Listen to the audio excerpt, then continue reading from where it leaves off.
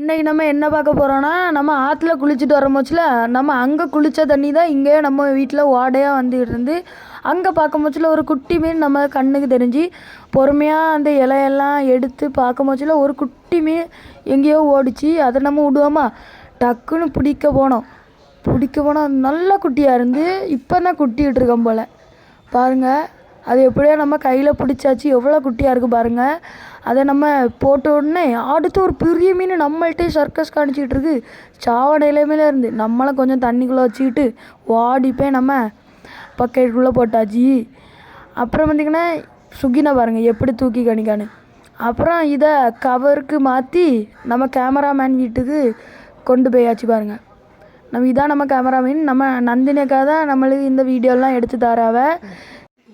இந்த மாதிரியெல்லாம் உங்களுக்கு வீடியோ வேணும்னா எங்கள் வீடியோவை லைக் பண்ணுங்கள், ஷேர் பண்ணுங்கள், சப்ஸ்கிரைப் பண்ணுங்கள், இன்ஸ்டாவில் ஃபாலோ பண்ணுங்கள். டாட்டா பாய் பாய்.